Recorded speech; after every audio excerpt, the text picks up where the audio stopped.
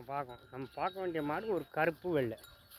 கருப்பு வெள்ளையில் கிராஸ் மாடு தான். கருப்பு வெள்ளையில் கிராஸ் மாடுனா கிலோமீட்டர் தாங்கும். கிலோமீட்டர் தாங்கும். இந்த மாடு பால் மாடு. ஒரு 6 12 லிட்டர் கறக்கு. 6 12 லிட்டர் கறக்குன்னா மேய்ச்சல் மட்டும் வளர்க்குறதுக்கு இந்த மாடு நல்ல மாடு. நல்லா நல்ல தரம், நல்ல நிறம், நல்ல நல்ல ஒரு சிறப்பான மாடு. சிறப்பான மாடுன்னா ஒரு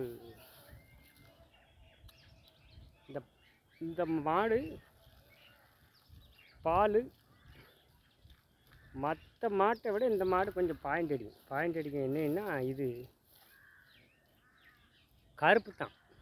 கருப்பு சைடு வெள்ளை. சைடு வெள்ளையும் கிராஸ். ஒரு சேனல் கருப்பு வெள்ளைன்னா தான் கொஞ்சம் நமக்கு கொஞ்சம் கிலோமீட்டர் தாங்கிறது கொஞ்சம் ரிஸ்க் எடுக்கும். இது கருப்பு வெள்ளையில் கிராஸ் மாடு. கிராஸ் மாடுங்கும்போது இந்த மாடு நம்ம எந்த விதமான காட்டுக்கும் இந்த மாடு அப்டேட் ஆகும். நல்லா செட் ஆகும். நல்லா மடிகாம்பான மாடு. நல்ல மாடு. இந்த மாடு இப்படியே இது நம்ம காரம் கெட்டுக்கிடாத மேய்ச்சல் மாதிரில வளர்க்குறதுக்கு இதுக்கு ஒரு சிம்பிளான விஷயம். என்ன விஷயம்னா, காலையில் எந்திரிச்சோடனே ஒரு கிலோ பருத்தி கொட்டை வைக்கணும். ஒரு கிலோ பருத்தி கொட்டை வச்சோம்னா இந்த மாடு அந்த காரம் கெட்டு போகாது.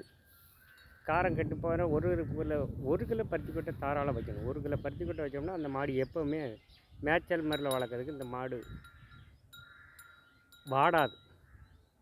வாடாதுன்னா மாடு ஈன்னு ஒன்று நொச்சுக்குன்னு விட்டு போகுது. இந்த மாடு வளர்க்கல மேட்ரு என்னென்னா, பருத்தி கொட்டை வைக்கணும். பருத்தி கொட்டை வச்சோம்னாலே அந்த மாடு கால்சியம் ஏறும். கட்டுன்னு எண்ணத்தையும் 2 மேய்ச்சல் மாதிரில எந்த செடியும் 2 திங்கும். நல்ல ஒரு தரமான மாடு. நல்ல மாடு.